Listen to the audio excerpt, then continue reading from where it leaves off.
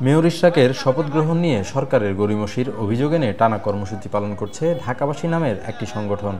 সংগঠনটির ব্যানারে সচিবালয় অভিমুখে লং মার্চের ডাক দেওয়া হলে তা পুলিশি বাধার মুখে পড়ে নগর ভবনের সামনে গিয়ে শেষ হয়।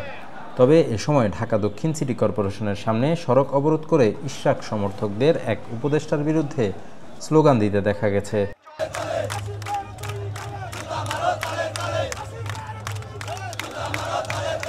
এ সময় ইঞ্জিনিয়ার ইশরাক হোসেনের পক্ষে নানান স্লোগান তুলে ওই এলাকা মুখরিত করেন আন্দোলনকারীরা। তাদের মধ্যে অনেকেই মনে করছেন, স্থানীয় সরকার মন্ত্রণালয়ের গড়িমসির কারণেই জনতার মেয়র ইশরাকের শপথ গ্রহণ বিষয়ে টালবাহানা করা হচ্ছে।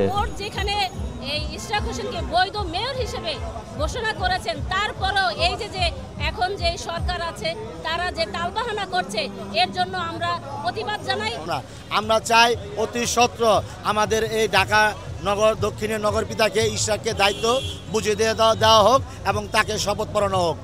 অবশ্যই আসিফ মাহমুদ যেহেতু সে একটি নগর, তাই সে একটি মন্ত্রণালয়ের দায়িত্বে আছে, তার ইশারায় আমরা জানতে পেরেছি, আমরা ঢাকাবাসী বুঝতে পেরেছি তার ইশারায় সব হচ্ছে। আমরা চাই অতি সত্বরে আইনকে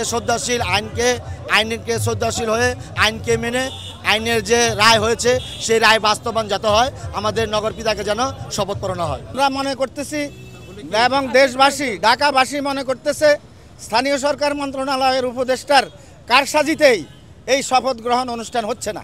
বিলম্ব হইলে আগামীতে ঢাকাবাসী বড় আন্দোলন গড়ে তুলবে যাতে ঢাকা অচল হয়ে যায়। আমরা যারে ভোট দিয়া নির্বাচিত করছি, ফ্যাসিস্ট সরকার ওনারে ক্ষমতা দেয় নাই, বসতে দেয় নাই, সুযোগ দেয় নাই। তো সরকার বুঝাও না বুঝার বান্ধবরা থাকলে তো চলবে না।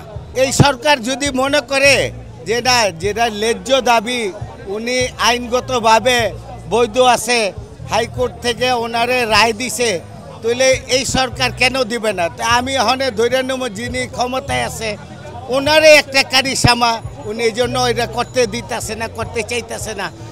গড়িমসি তো অবশ্যই সরকারের প্ল্যাটফর্মে এখন আছে। দুই জায়গা থেকে যেহেতু আদালতের রায় বাস্তবায়ন হয়ে গেছে, নির্বাচন কমিশন থেকে তার গেজেট প্রকাশিত হয়ে গেছে, এখন ওনাকে শপথটা গঠন করাবেন কে, এইটার একটা প্রক্রিয়া। শুধু এই প্রক্রিয়াটুক গ্রহণ করলেই আল্লাহর রহমতে সবকিছু সমাধান হয়ে যায়।